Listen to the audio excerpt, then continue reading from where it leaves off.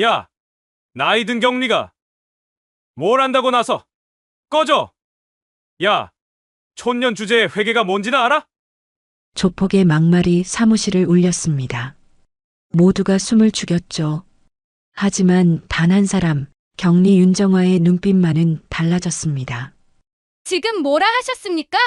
그녀의 손이 번쩍 들렸고 조폭의 팔이 꺾이는 소리가 들렸습니다. 순식간에 쓰러지는 남자들, 그리고 그날 드러난 충격적인 진실. 그녀는 단순한 격리가 아니었습니다.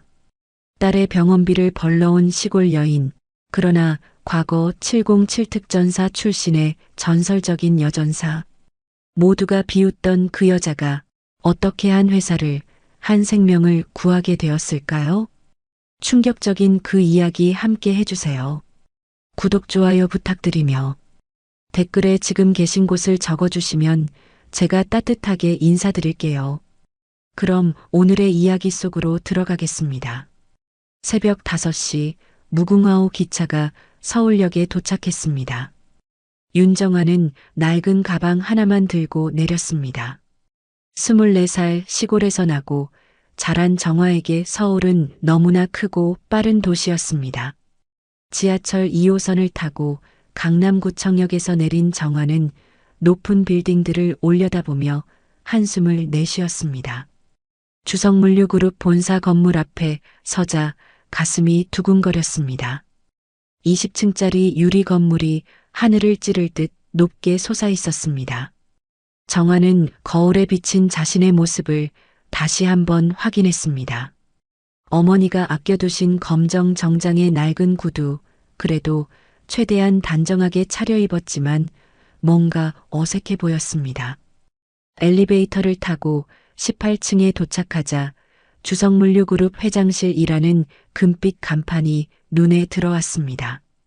접수 데스크에 앉은 젊은 여직원이 정화를 위아래로 훑어보더니 차가운 표정으로 말했습니다. 윤정화 씨시죠? 회장님께서 기다리고 계십니다. 정화는 고개를 숙이며 인사했습니다. 안녕하세요. 오늘부터 격리로 일하게 된 윤정화입니다. 비서실을 지나며 정화는 다른 직원들의 시선을 느꼈습니다. 모두 깔끔한 정장에 명품 구두를 신고 있었습니다. 화장도 완벽했고 말하는 것도 세련되어 보였습니다. 정화는 자신이 얼마나 어울리지 않는지 깨달았습니다. 회장실 문이 열리자 50대 초반의 여성이 나타났습니다. 장미령 회장이었습니다. 키가 크고 날씬한 체격에 짧게 자른 머리가 강인한 인상을 주었습니다. 값비싼 정장과 액세서리가 그녀의 위치를 말해주고 있었습니다. 장미령은 정화를 한번 쳐다보더니 입가에 차가운 미소를 띄었습니다. 윤정아 씨군요. 촌티가 좀 나네요. 그래도 계산은 제대로 하겠죠? 정화의 얼굴이 빨갛게 달아올랐지만 아무 말도 하지 않았습니다. 뒤에서 비서들이 킥킥거리며 웃는 소리가 들렸습니다. 네, 열심히 하겠습니다. 정화는 고개를 숙이며 작은 목소리로 대답했습니다. 격리 업무는 정확성이 생명입니다. 한 푼이라도 틀리면 안 돼요. 알겠죠? 네, 회장님. 장미령은 비서에게 고개를 끄덕이며 말했습니다. 김 과장, 윤 씨를 격리부에 데려다 주세요. 그리고 업무 설명 좀 해주고요. 격리부로 가는 길에 김 과장이 말했습니다. 여기는 서울이에요. 시골과는 다르니까 적응하는데 시간이 좀 걸릴 거예요.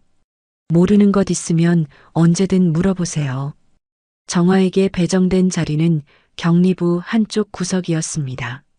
낡은 책상과 오래된 컴퓨터가 놓여 있었습니다. 다른 직원들의 책상과는 확연히 다른 대우였습니다. 점심시간이 되자 다른 직원들은 모두 외식을 나갔습니다. 정화는 가방에서 도시락을 꺼냈습니다. 어머니가 새벽같이 일어나서 싸주신 김치찌개와 계란말이가 들어 있었습니다. 어머, 요즘도 도시락 싸와요? 여긴 서울인데. 뒤에서 비서들의 비아냥거리는 소리가 들렸습니다. 정화는 참으며 도시락을 먹었습니다. 마음 한구석이 쓰라렸지만 참아야 했습니다. 오후에 장미령이 격리부를 둘러보며 말했습니다. 성실한 건 좋은데 너무 촌스럽네요. 서울 생활 적응하는데 시간이 좀 걸릴 것 같아요. 정화는 묵묵히 장부를 정리하며 속으로 중얼거렸습니다. 군대 시절보다는 쉽다. 이 정도는 참을 수 있어. 퇴근 시간이 되자 정화는 서둘러 짐을 챙겼습니다. 병원에 가야 했습니다. 지하철을 타고 1시간 반을 달려 도착한 곳은 서울대병원이었습니다. 중환자실 앞에서 정화는 잠시 숨을 고르고 들어갔습니다. 산소 마스크를 쓴 9살 딸 수진이 침대에 누워 있었습니다. 백혈병으로 투병 중인 수진은 너무나 여위어 있었습니다. 수진아, 엄마 왔어. 수진이 힘없이 눈을 뜨며 미소를 지었습니다. 엄마, 첫 출근 어땠어요? 응, 잘했어. 엄마가 열심히 일해서 수진이 수술비 꼭 마련할게. 정화는 수진의 작은 손을 꼭 잡으며 눈물을 참았습니다. 수술비로 5천만 원이 필요했습니다. 주성물류그룹 월급으로는 턱없이 부족했지만 다른 방법이 없었습니다. 병실을 나서며 정화는 다시 한번 다짐했습니다. 어떤 모욕을 당해도 참자. 수진이를 위해서라면 뭐든 할 수 있어.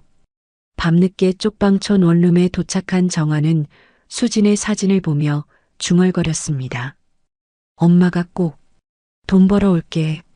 하지만 정화에게는 아무도 모르는 비밀이 있었습니다. 화장대 서랍 깊숙이 숨겨진 군번줄과 훈장들, 그리고 707 특수임무단이라고 적힌 인증서가 있었습니다. 시골 출신 격리 윤정화는 사실 대한민국 최정예 특수부대 출신이었습니다. 다음 날 아침 정화는 어제보다 일찍 회사에 도착했습니다. 아직 아무도 출근하지 않은 격리부에서 정화는 어제 받은 업무를 미리 정리하기 시작했습니다. 숫자들이 빼곡히 적힌 장부를 보며 정화는 집중했습니다.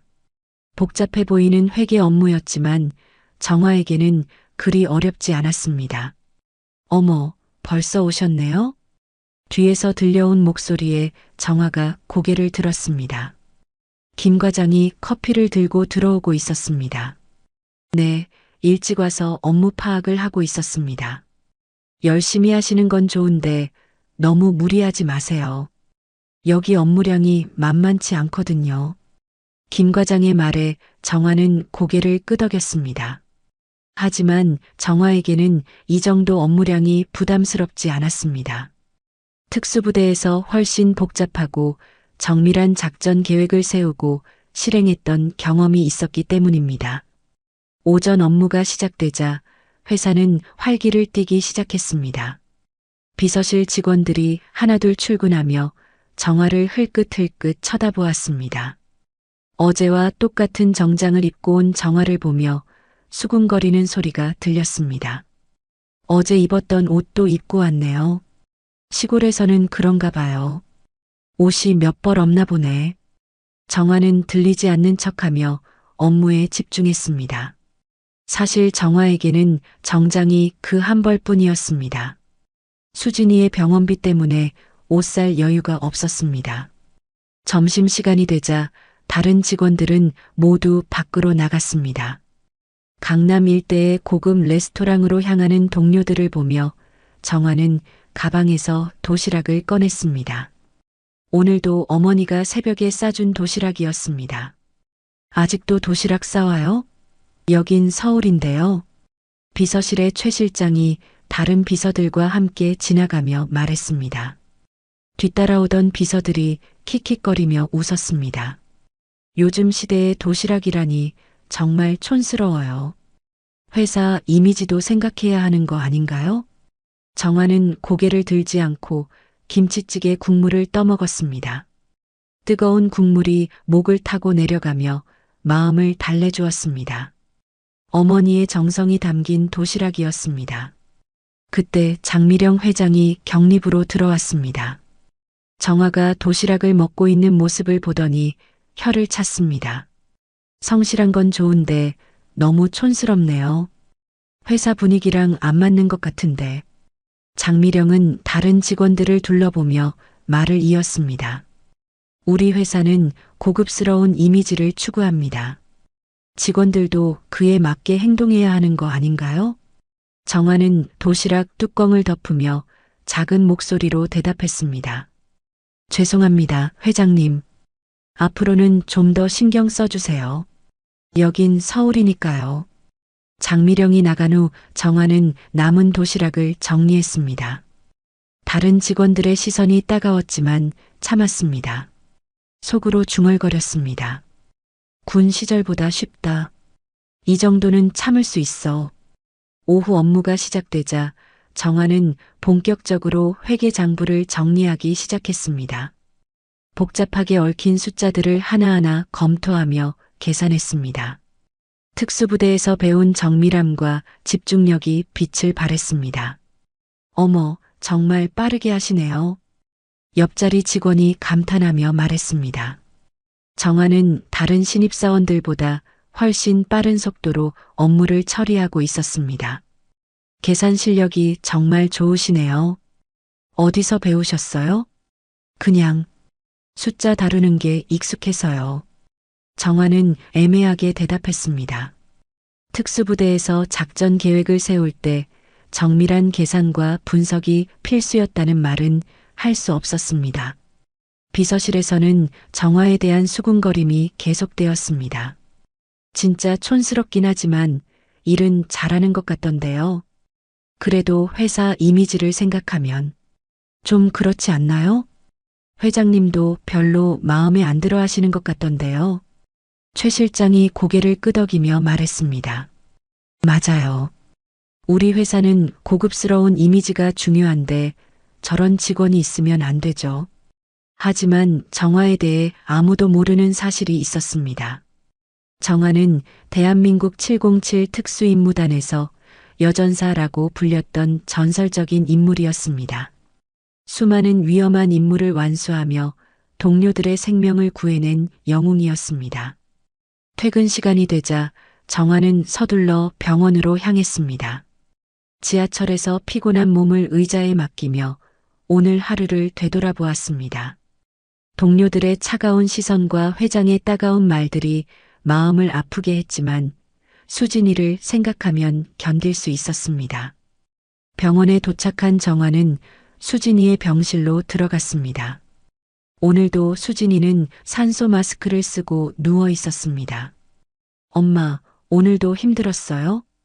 수진이의 걱정스러운 목소리에 정화는 밝게 웃으며 대답했습니다. 아니야, 전혀 안 힘들어. 엄마는 강하거든. 정화는 수진이의 손을 잡으며 속으로 다짐했습니다. 회사에서 아무리 무시당하고 조롱당해도 포기하지 않겠다고. 수진이의 수술비를 마련할 때까지는 어떤 시련도 견뎌내겠다고. 그날 밤 정화는 화장대 앞에 앉아 서랍 깊숙이 숨겨둔 군번줄을 꺼내보았습니다. 윤정아 707 특수임무단 중사라고 새겨진 군번줄을 보며 정화는 작은 미소를 지었습니다. 아직 아무도 모르지. 내가 누구인지.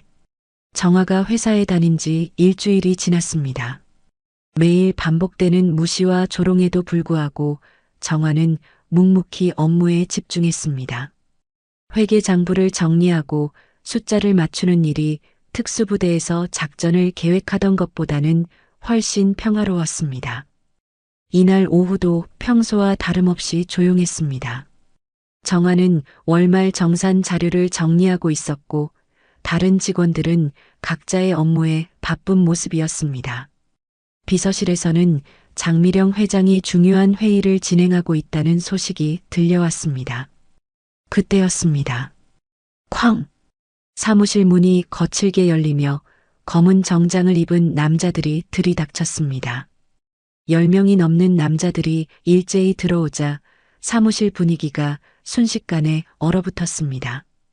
이들의 얼굴에는 험악한 기색이 역력했고 일부는 손에 쇠파이프를 들고 있었습니다. 장 회장 어딨어?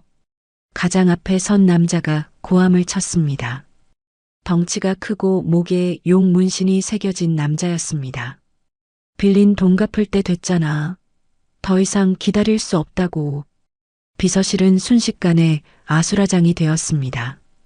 여직원들이 비명을 지르며 뒤로 물러났고 남자 직원들도 겁에 질린 채 벽에 붙어 섰습니다. 평소 당당하던 비서들도 얼굴이 하얗게 질렸습니다. 회장님은 지금 회의 중이십니다. 나중에 다시. 김 과장이 떨리는 목소리로 말했지만 조폭들은 들은 척도 하지 않았습니다. 회의고 뭐고 당장 나와. 돈 받아가야겠어. 남자들이 사무실 안으로 더 깊숙이 들어오며 물건들을 뒤지기 시작했습니다. 책상 위의 서류들이 바닥에 흩어졌고 컴퓨터 모니터가 기울어졌습니다. 정화는 격리부 구석에서 이 모든 상황을 지켜보고 있었습니다. 다른 직원들과 달리 정화의 표정은 침착했습니다. 오히려 예리한 눈빛으로 남자들의 동선과 무기를 파악하고 있었습니다. 11명, 쇠파이프 3개, 나이프 하나. 별거 아니네. 정화는 속으로 계산했습니다. 특수부대 시절 훨씬 위험한 상황들을 겪어본 정화에게는 이 정도 상황이 그리 위협적이지 않았습니다. 그때 조폭 중 한 명이 정화 쪽으로 다가왔습니다.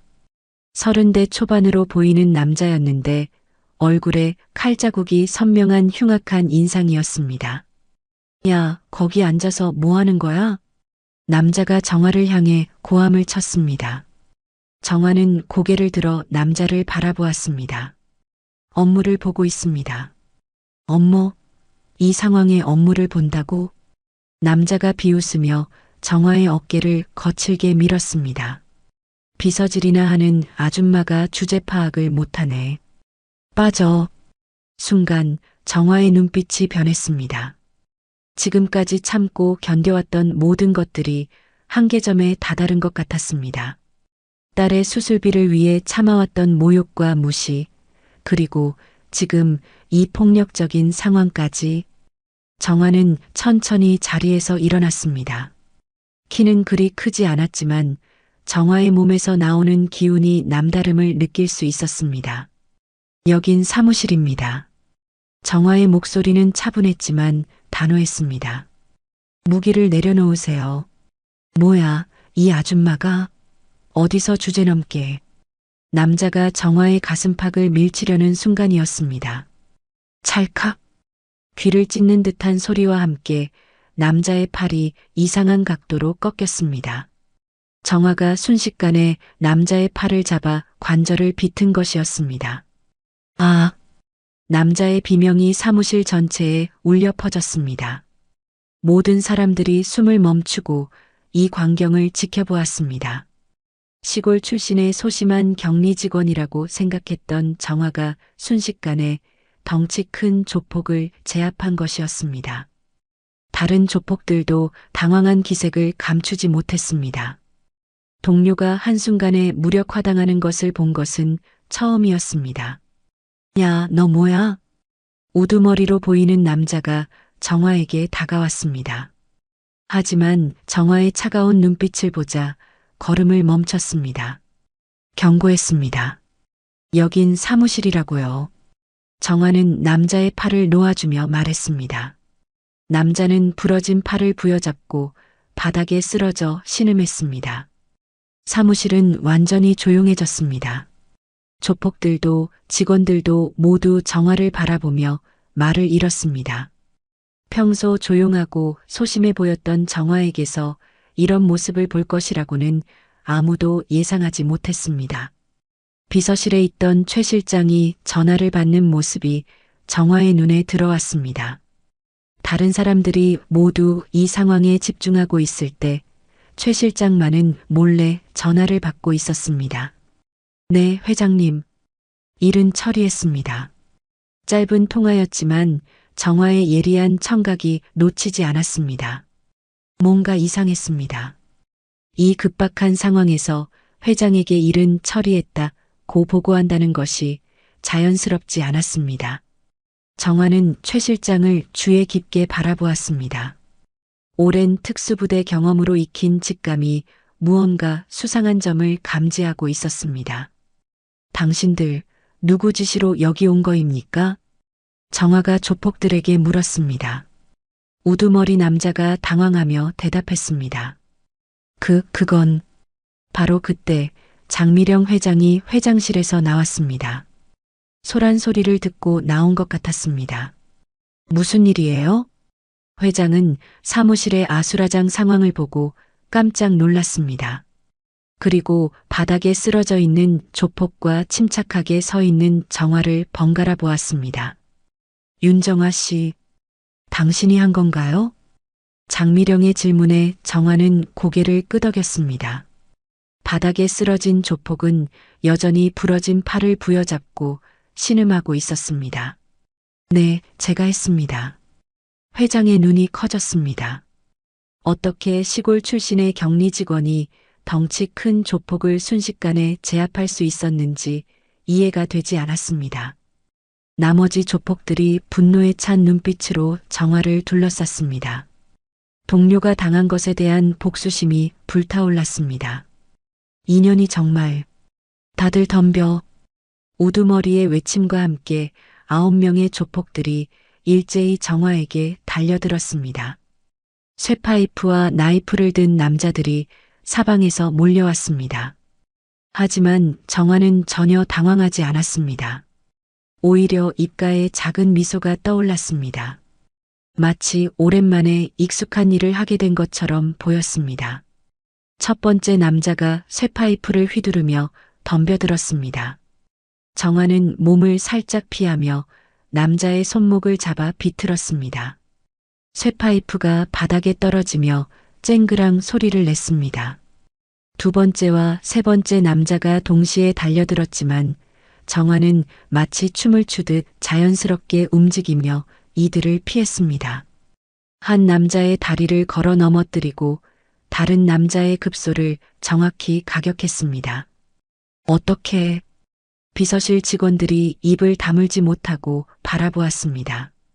정화의 움직임은 마치 영화 속 액션 장면 같았습니다. 하지만 이것은 현실이었고 정화는 실제로 특수부대에서 배운 격투수를 구사하고 있었습니다. 나이프를 든 남자가 정화를 향해 찔러왔습니다.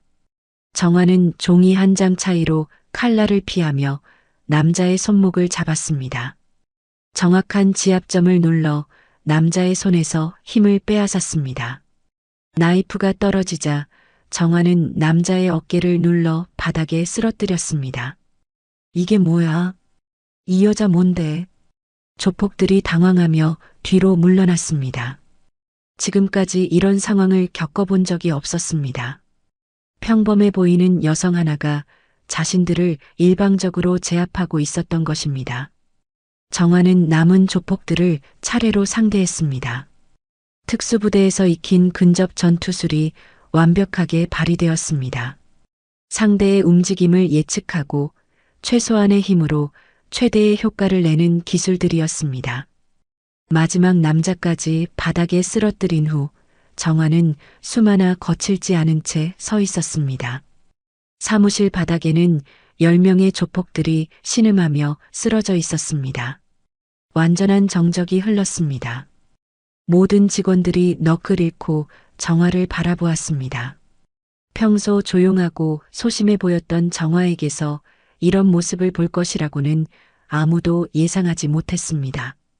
장미령은 충격에 말을 잃었습니다. 몇 번이나 입을 열려고 했지만 말이 나오지 않았습니다. 마침내 떨리는 목소리로 물었습니다. 당신, 대체 누구세요? 정화는 침착하게 목에서 무언가를 꺼냈습니다. 평소에는 5단에 숨겨두었던 군번줄이었습니다. 윤정화 707 특수임무단 중사라고 새겨진 군번줄을 장미령에게 보여주었습니다.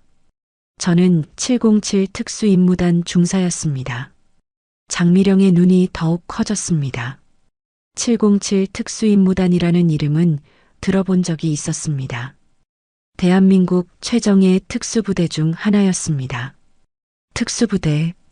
그럼 당신이. 네, 맞습니다. 하지만 지금은 그냥 격리 직원 윤정화입니다. 정화는 군번줄을 다시 5단에 넣으며 말했습니다. 그때 정화의 시선이 최 실장에게 향했습니다. 최 실장은 다른 직원들과 달리 놀라는 기색보다는 당황하는 표정이 더 짙었습니다. 마치 예상하지 못한 변수가 생긴 것 같은 표이었습니다. 최 실장이 다시 전화를 받는 모습을 정화가 포착했습니다. 이번에는 더욱 조심스럽게 구석에서 통화를 하고 있었습니다. 네. 예상과 다르게 흘러가고 있습니다. 네, 알겠습니다. 정화는 특수부대에서 배운 독순술로 최 실장의 입모양을 읽었습니다. 무언가 이상한 대화를 하고 있다는 것을 확신했습니다. 장미령은 바닥에 쓰러진 조폭들을 보며 물었습니다. 이들은 왜 여기에 온 건가요? 우리 회사와 무슨 일이 있었나요? 우두머리 조폭이 고통스러워하며 대답했습니다. 회장님이 빌린 돈을 갚지 않아서. 빌린 돈? 저는 돈을 빌린 적이 없는데요. 장미령이 당황하며 물었습니다. 그때 최 실장이 다가왔습니다. 회장님, 일단 이 사람들을 경찰에 신고해야 하지 않을까요? 최 실장의 제안에 정화는 고개를 저었습니다. 잠깐만요.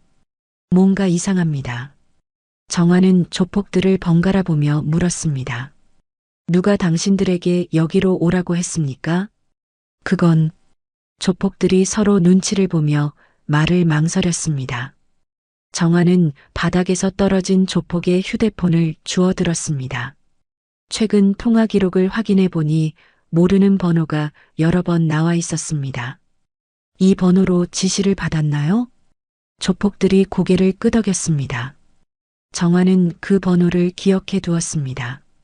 뭔가 큰 음모가 숨어 있다는 직감이 들었습니다. 단순한 사채업자들의 협박이 아니라 더 깊은 배후가 있을 것 같았습니다. 최 실장이 다시 전화기를 만지작거리는 모습을 본 정화는 확신했습니다. 이 모든 사건의 핵심에 최 실장이 있다는 것을. 하지만 아직 확실한 증거가 없었습니다. 경찰을 부르기 전에 회장님과 따로 이야기할 것이 있습니다. 정화가 장미령에게 말했습니다. 장미령은 고개를 끄덕였습니다. 지금까지의 상황만으로도 정화에 대한 신뢰가 생겼습니다. 최 실장의 표정이 더욱 어두워졌습니다. 자신의 계획에 예상치 못한 변수가 생긴 것이 분명했습니다. 조폭들이 경찰에 연행된 후 사무실은 어수선한 분위기였습니다. 바닥에 흩어진 서류들을 정리하고 넘어진 의자들을 제자리에 놓는 동안 직원들은 여전히 정화를 신기한 듯 바라보았습니다. 장미령은 정화를 회장실로 불렀습니다. 문을 닫고 둘만 남자 장미령이 먼저 입을 열었습니다. 정말 놀랐습니다. 707 특수임무단이라니. 과거 일입니다, 회장님. 지금은 그냥 평범한 격리 직원입니다. 정화는 담담하게 대답했습니다. 그런데 왜 특수부대를 그만두고 여기서 일하게 되신 건가요? 정화는 잠시 망설이다가 솔직하게 말했습니다. 딸이 아픕니다. 백혈병이에요. 수술비가 필요해서. 장미령의 표정이 부드러워졌습니다. 딸을 위해 자신의 과거를 숨기고 이곳에서 일하고 있다는 사실이 마음에 와 닿았습니다. 그런 사정이 있으셨군요. 앞으로는 제대로 대우해드리겠습니다. 감사합니다. 하지만 특별 대우는 원하지 않습니다. 그냥 열심히 일할 수 있게만 해주세요. 정화의 말에 장미령은 고개를 끄덕였습니다. 이런 사람이라면 충분히 믿을 만했습니다. 그런데 오늘 일이 좀 이상합니다. 저는 정말 돈을 빌린 적이 없거든요. 저도 그렇게 생각합니다. 뭔가 배우가 있을 것 같아요. 정화는 최 실장의 수상한 행동에 대해서는 아직 확신이 서지 않아 말하지 않았습니다. 더 확실한 증거가 필요했습니다. 퇴근 시간이 되자 정화는 서둘러 병원으로 향했습니다. 지하철을 타고 1시간 반을 달려 서울대병원에 도착했습니다. 오늘은 특히 마음이 무거웠습니다. 회사에서 일어난 일들과 딸의 병이 계속 머릿속을 맴돌았습니다. 중환자실 앞에서 잠시 숨을 고르고 들어갔습니다. 수진이는 오늘도 산소 마스크를 쓰고 침대에 누워 있었습니다. 얼굴이 어제보다 더 창백해 보였습니다. 수진아, 엄마 왔어. 정화가 다가가자 수진이 힘없이 눈을 떴습니다. 평소보다 더 힘들어 보였습니다. 엄마, 오늘도 회계 잘 맞췄어요? 수진의 약한 목소리에 정화의 가슴이 미어졌습니다. 아픈 몸으로도 엄마를 걱정하는 딸이 너무 기특했습니다. 응, 엄마가 아주 잘했어. 오늘은 좀 특별한 일도 있었고. 특별한 일이요? 응, 나쁜 사람들이 와서 소란을 피웠는데 엄마가 혼내줬어. 수진이 작게 웃었습니다. 우리 엄마가 제일 강하니까요. 정화는 수진의 작은 손을 꼭 잡았습니다. 차가운 손이 정화의 마음을 더욱 아프게 했습니다. 수진아, 조금만 더 견뎌. 엄마가 꼭 수술비 마련해서 수진이 건강하게 만들어줄게. 엄마, 너무 무리하지 마세요. 저는 괜찮아요. 9살 딸이 엄마를 위로하는 모습에 정화는 눈물이 날 것 같았습니다. 하지만 참았습니다. 딸 앞에서는 강한 모습만 보여주고 싶었습니다. 그때 담당 의사가 병실로 들어왔습니다. 정화는 수진에게 잠시 자고 있으라고 한 후 의사와 함께 밖으로 나왔습니다. 어떠신가요, 선생님? 솔직히 말씀드리면 상태가 좋지 않습니다. 수술을 더 이상 미룰 수 없어요. 의사의 진지한 표정에 정화의 얼굴이 굳어졌습니다. 그런데 아직 수술비가 이번 주 안에 입금이 안 되면 수술이 어렵습니다. 다른 환자들도 대기하고 있거든요. 의사의 말에 정화는 절망적인 기분이 들었습니다. 아직 수술비 5천만 원을 마련하기에는 턱없이 부족했습니다. 알겠습니다. 꼭 마련해 보겠습니다. 의사가 돌아간 후 정화는 복도 의자에 앉아 머리를 감쌌습니다. 막막한 현실이 눈앞에 펼쳐졌습니다. 회사 월급만으로는 절대 불가능한 금액이었습니다. 다시 병실로 들어가자 수진이 조용히 잠들어 있었습니다. 산소 마스크 너머로 보이는 딸의 얼굴이 너무나 평화로워 보였습니다. 정화는 수진의 이마에 살며시 입맞춤을 했습니다. 수진아, 엄마가 반드시 너를 구할게. 어떤 일이 있어도. 병원을 나서며 정화는 밤하늘을 올려다보았습니다. 별들이 총총히 떠 있었지만 정화의 마음은 어둠으로 가득했습니다. 지하철을 타고 집으로 돌아오는 길에 정화는 오늘 있었던 일들을 다시 생각해 보았습니다. 조폭들의 난입, 최 실장의 수상한 행동, 그리고 회장의 당황스러워하는 모습, 분명 뭔가 큰 음모가 숨어 있었습니다. 원룸에 도착한 정화는 화장대 앞에 앉았습니다. 서랍을 열어 군번줄과 함께 보관해둔 수진이의 사진을 꺼내 보았습니다. 건강했던 시절의 수진이가 환하게 웃고 있는 사진이었습니다. 엄마가 꼭 돈 벌어올게. 정화는 사진을 가슴에 안으며 다시 한번 다짐했습니다. 회사에서 무슨 일이 일어나든 어떤 위험이 닥쳐와도 포기하지 않겠다고. 수진이의 수술비를 마련할 때까지는 어떤 싸움이라도 견뎌내겠다고. 그날 밤 정화는 잠들기 전까지 회사에서 일어난 사건들을 곰곰이 분석했습니다. 특수부대에서 배운 분석력으로 상황을 정리하며 내일부터 어떻게 행동할지 계획을 세웠습니다. 이번엔 어떤 싸움이 와도 버틸 거야. 정화의 결의에 찬 목소리가 조용한 원룸에 울려 퍼졌습니다. 딸을 구하기 위한 엄마의 의지는 그 무엇보다 강했습니다. 다음 날 아침 정화는 평소보다 일찍 회사에 도착했습니다. 어제 일어난 사건 이후 무언가 석연치 않은 점들이 머릿속을 떠나지 않았습니다. 특수부대에서 익힌 직감이 계속해서 경고하고 있었습니다. 아직 아무도 출근하지 않은 사무실에서 정화는 어제 흩어졌던 서류들을 정리하기 시작했습니다.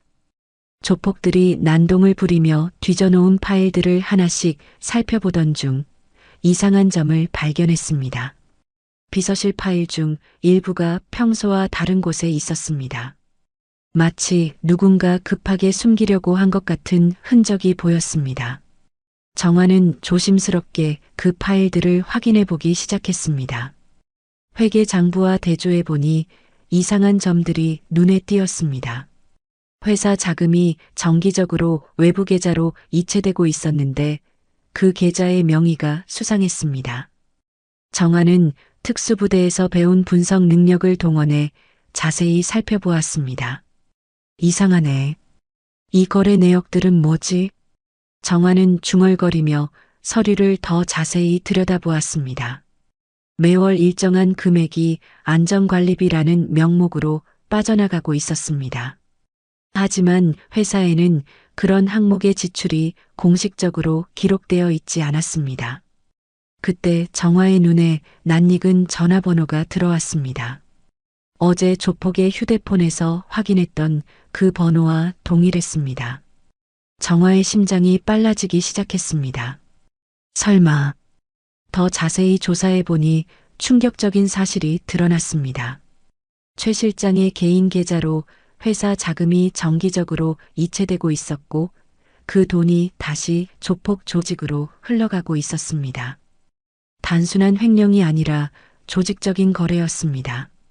정화는 USB를 꺼내 증거 자료들을 복사하기 시작했습니다. 특수부대에서 배운 정보 수집 기술이 유용했습니다. 모든 거래 내역과 통화 기록, 계좌 정보를 꼼꼼히 정리했습니다. 회장님이 모르는 사이에 이런 일이. 정화는 자료를 정리하며 전체적인 그림을 그려보았습니다. 최 실장이 회사 자금을 빼돌려 조폭들에게 정기적으로 돈을 주고 있었고 어제의 난입은 그 거래에 문제가 생겼을 때 벌어진 일이었습니다. 그때 최 실장이 일찍 출근해서 비서실로 들어왔습니다. 정화는 재빨리 서류들을 정리하고 자연스럽게 자리로 돌아갔습니다. 어머, 윤 씨 벌써 오셨네요? 최 실장이 의외라는 표정으로 말했습니다. 평소와 달리 긴장한 기색이 역력했습니다. 네, 어제 흩어진 서류들 정리하느라 일찍 왔습니다. 그러셨군요. 어제 정말 놀랐어요. 윤 씨가 그런 실력이 있으신 줄 몰랐거든요. 최 실장의 말에는 탐색하는 기색이 섞여 있었습니다. 정화가 얼마나 알고 있는지 확인하려는 것 같았습니다. 운이 좋았을 뿐입니다. 정화는 담담하게 대답하며 최 실장의 표정을 관찰했습니다. 분명히 무언가 숨기고 있다는 확신이 들었습니다. 다른 직원들이 하나둘 출근하기 시작하자 사무실이 활기를 띠기 시작했습니다. 어제 일에 대한 소문이 퍼져서 모든 직원들이 정화를 신기한 눈으로 바라보았습니다. 장미령 회장이 출근하자 정화는 기회를 기다렸습니다. 점심시간이 되어 다른 직원들이 모두 나간 후 정화는 회장실로 향했습니다. 회장님, 잠시 말씀드릴 것이 있습니다. 무슨 일인가요? 정화는 문을 닫고 USB를 꺼냈습니다. 어제 일이 단순한 협박이 아닙니다. 내부에 누군가가 문을 열어줬습니다. 장미령의 표정이 굳어졌습니다. 내부에서요? 그게 무슨 말입니까? 정화는 USB를 컴퓨터에 연결하며 설명했습니다. 회사 자금이 정기적으로 외부로 빠져나가고 있었습니다. 그리고 그 돈이 어제 온 조폭들에게 전달되고 있었습니다. 화면에 나타난 거래 내역들을 보며 장미령의 얼굴이 창백해졌습니다. 이건 누가 한 일입니까? 비서실장님입니다.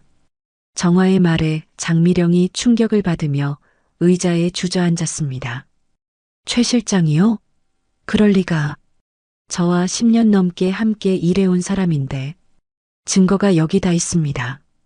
계좌 이체 내역, 통화 기록, 모든 것이 연결됩니다. 정화는 차근차근 증거들을 보여주었습니다. 최 실장의 계좌로 들어온 회사 자금이 다시 조폭 조직으로 흘러가는 모든 과정이 명확하게 기록되어 있었습니다. 왜 이런 일을? 장미령이 떨리는 목소리로 물었습니다. 아마 협박을 받았거나 아니면 더 큰 배후가 있을 것입니다.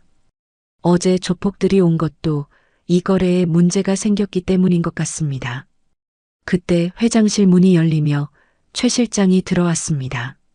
점심 도시락을 가져온다며 평소처럼 자연스럽게 행동했지만 정화와 회장의 심각한 표정을 보자 당황했습니다. 회장님, 무슨 일이신가요? 장미령이 떨리는 손으로 컴퓨터 화면을 가리켰습니다. 최 실장, 이게 뭔가요? 최 실장이 화면을 보자 얼굴이 순간적으로 하얗게 변했습니다. 자신의 비리가 모두 드러난 것을 깨달은 순간이었습니다. 이건 제가 왜 이런 짓을 했습니까? 10년 넘게 저를 믿고 맡겼는데 장미령의 목소리에는 배신감과 분노가 섞여 있었습니다. 최 실장이 울먹이며 무릎을 꿇었습니다. 죄송합니다, 회장님. 제가 잘못했습니다. 하지만 저도 어쩔 수 없었습니다. 협박을 받았어요. 누구에게 협박을 받았습니까? 정화가 날카롭게 물었습니다.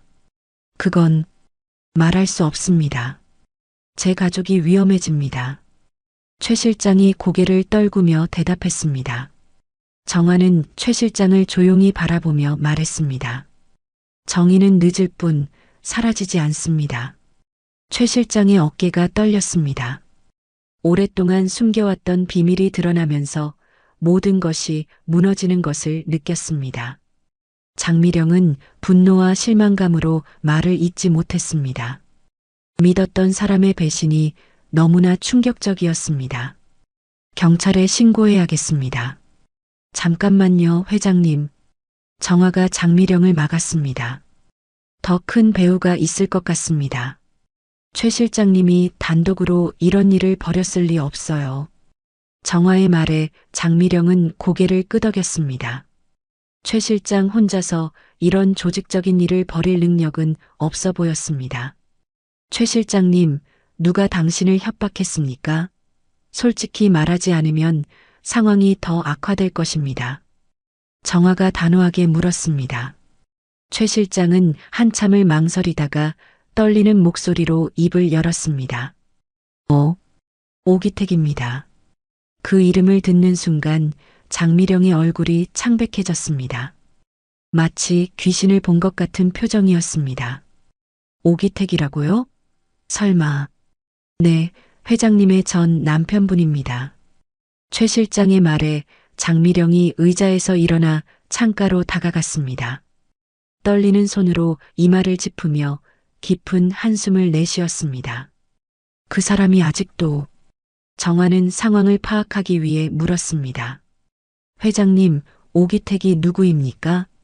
장미령은 잠시 망설이다가 무거운 목소리로 대답했습니다. 제 전 남편입니다. 이혼한 지 3년 됐어요. 회사 경영권을 놓고 다투다가 법정 싸움까지 갔었습니다. 그래서 지금은 어디에? 해외로 떠났다고 들었는데 설마 아직도 복수를 생각하고 있었다니. 최 실장이 고개를 끄덕이며 말했습니다. 오기택 씨가 작년부터 저에게 연락을 해왔습니다.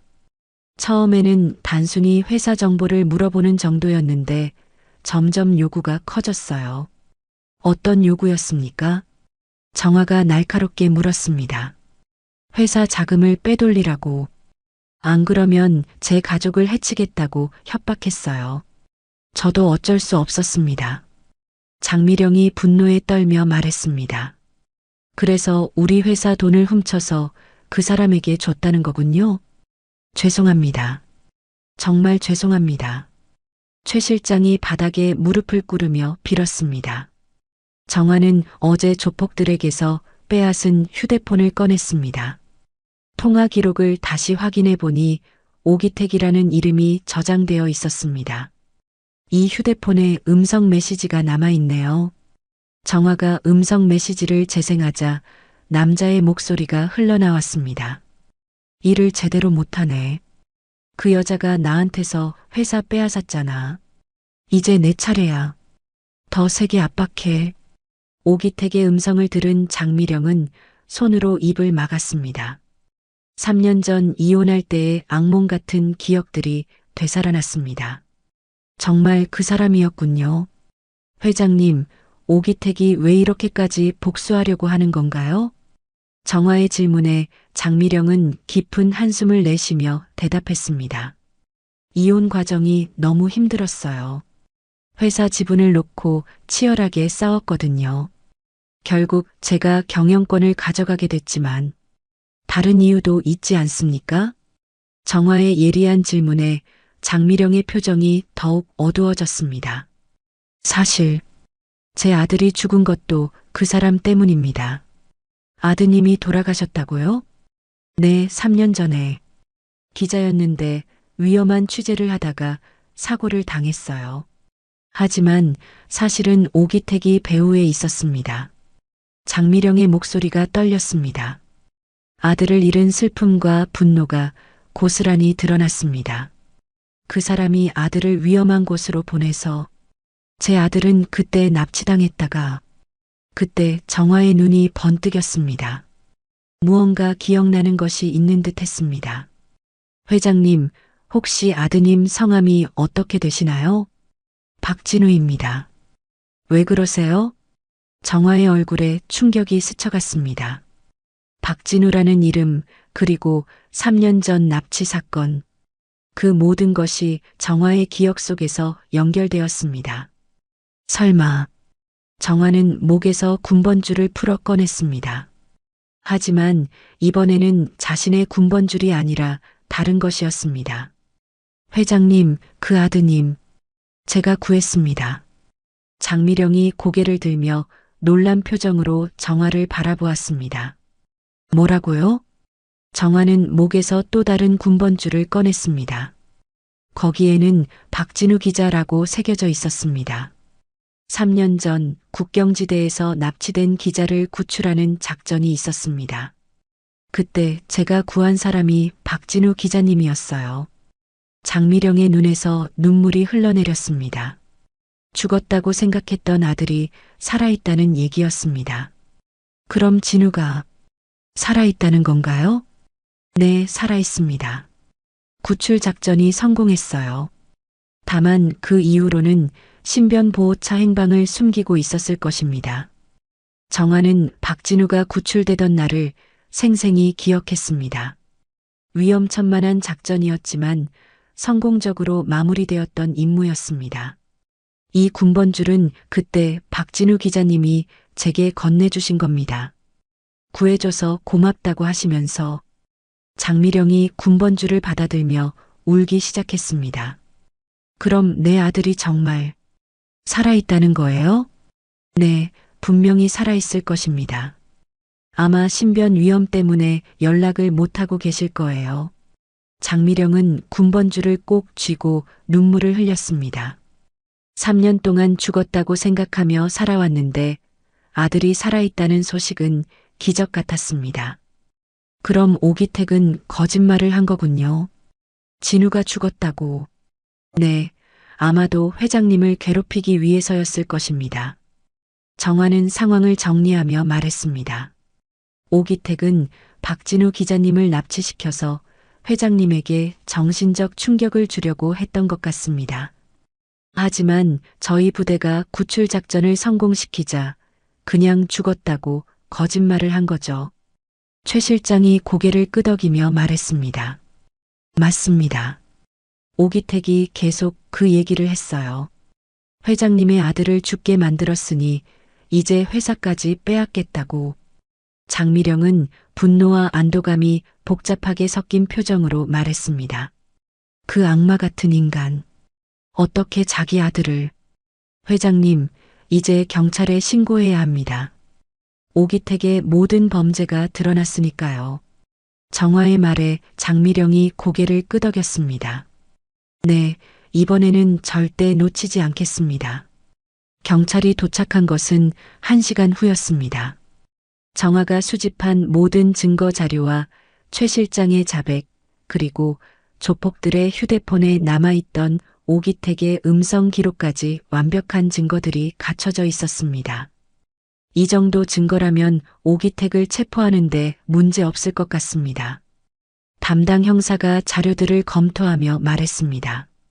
해외에 있다고 하셨는데 어떻게 찾을 수 있을까요? 장미령이 걱정스럽게 물었습니다. 국제 공조를 통해서 찾아내겠습니다. 이미 국내 공범들이 모두 검거됐으니 시간 문제일 것입니다. 경찰이 떠난 후 사무실은 조용해졌습니다. 최 실장도 경찰과 함께 연행되어 갔고 다른 직원들은 아직 상황을 완전히 파악하지 못한 채 수군거리고 있었습니다. 장미령은 정화를 회장실로 불렀습니다.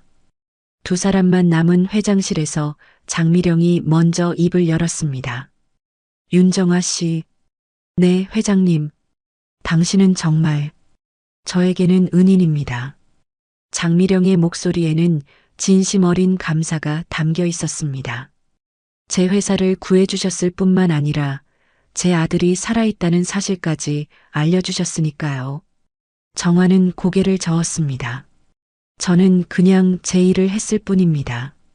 특수부대에서 사람을 지키는 훈련을 받았거든요. 사람을 지킨다.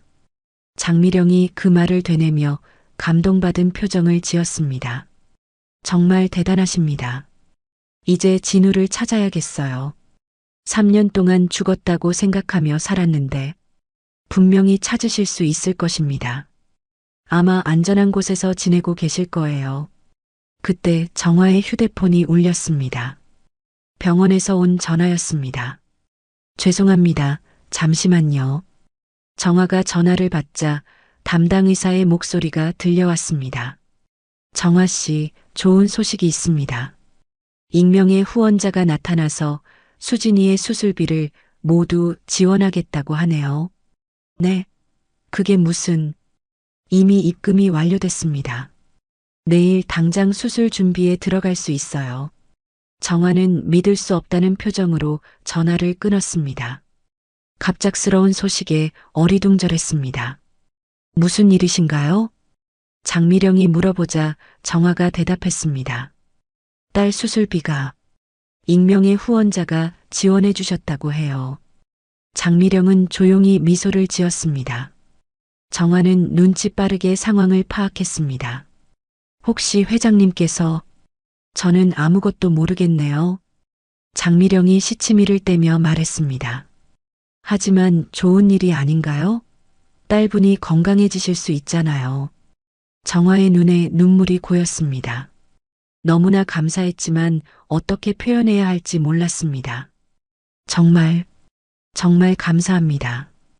윤정아 씨, 당신은 제 은인입니다. 이 정도는 당연한 거예요. 장미령이 정화의 손을 잡으며 말했습니다. 앞으로 우리 회사에서 정당한 대우를 받으며 일하셨으면 좋겠어요. 더 이상 무시받거나 조롱당하는 일은 없을 것입니다. 감사합니다. 하지만 저는 특별 대우를 원하지 않습니다. 그냥 열심히 일할 수 있게만 해주세요. 정화의 말에 장미령은 더욱 감동했습니다. 권력이나 지위에 연연하지 않는 정화의 모습이 존경스러웠습니다. 퇴근 시간이 되자 정화는 서둘러 병원으로 향했습니다. 오늘은 지하철을 타는 발걸음이 한결 가벼웠습니다. 수진이에게 좋은 소식을 전해줄 수 있다는 기쁨으로 가슴이 벅찼습니다. 병원에 도착한 정화는 수진이의 병실로 들어갔습니다. 오늘도 수진이는 산소 마스크를 쓰고 누워 있었지만 정화에게는 희망이 보였습니다. 수진아, 엄마 왔어. 엄마, 오늘은 표정이 밝으세요. 수진이가 힘없지만 맑은 목소리로 말했습니다. 응, 좋은 일이 있었거든. 수진이 수술할 수 있게 됐어. 정말요? 수진이의 눈이 반짝였습니다. 응, 정말이야. 내일부터 수술 준비에 들어간대. 정화는 수진이의 손을 꼭 잡으며 말했습니다. 이제 우리 수진이 건강해질 수 있어. 엄마, 정말 고마워요. 엄마가 열심히 일해주셔서. 수진이의 말에 정화는 눈물을 흘렸습니다. 딸을 위해 견뎌온 모든 시간들이 보상받는 순간이었습니다. 며칠 후 오기택이 해외에서 체포되었다는 소식이 전해졌습니다. 그동안 벌여온 모든 범죄가 밝혀지면서 정의가 실현되었습니다. 수진이의 수술도 성공적으로 끝났습니다. 의사는 완치 가능성이 매우 높다고 말했습니다. 정화는 중환자실 밖에서 기도하며 감사의 눈물을 흘렸습니다. 장미령은 정화에게 격리부장 승진을 제안했지만 정화는 정중히 사양했습니다. 그저 딸이 건강해지는 것만으로도 충분했습니다. 어느 날 오후 장미령이 병원에 나타났습니다. 수진이를 보러 온 것이었습니다. 이 아이가 수진이구나. 장미령이 수진이를 보며 따뜻하게 미소 지었습니다. 안녕하세요, 이모. 수진이가 밝게 인사했습니다. 수술 후 많이 회복된 모습이었습니다. 정말 예쁘고 똑똑하네. 엄마를 닮았구나. 장미령이 수진이의 머리를 쓰다듬으며 말했습니다. 병실 밖에서 장미령이 정화에게 말했습니다. 이제 아이도 건강해졌고 저도 아들을 찾게 됐어요. 모든 것이 당신 덕분입니다. 저야말로 회장님 덕분에 딸을 구할 수 있었습니다. 윤정아 씨, 당신은 우리 회사의 영웅입니다. 아니, 제 인생의 은인이에요. 정화는 고개를 저으며 말했습니다. 저는 늘 사람을 지키는 훈련을 받아왔습니다. 그것이 제 사명이라고 생각해요. 해질녘 정화는 수진이와 함께 병원 옥상 정원을 거닐었습니다. 서울 시내가 내려다 보이는 아름다운 풍경이었습니다. 엄마, 이제 정말 괜찮아진 거죠? 응, 이제 모든 게 괜찮아졌어. 정화는 수진이의 손을 잡으며 미소 지었습니다. 그동안의 모든 시련이 지나가고 새로운 희망이 시작되는 순간이었습니다.